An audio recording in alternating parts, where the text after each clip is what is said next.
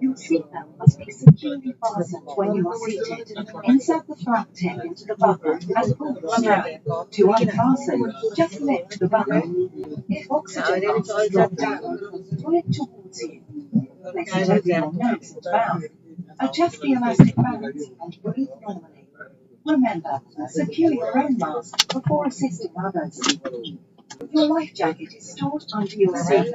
When instructed by the crew, place the jacket over your head, wrap the strap around your waist, and tie it securely.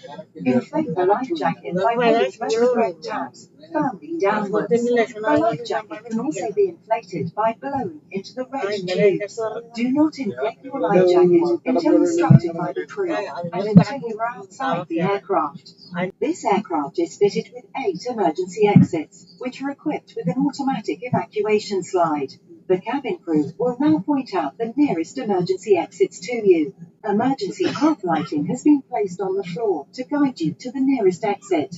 All safety instructions can be found on the safety card located in your seat pocket. Please read it before takeoff. All mobile phones and electronic devices must be switched off or set them to airplane mode until we have landed at our destination.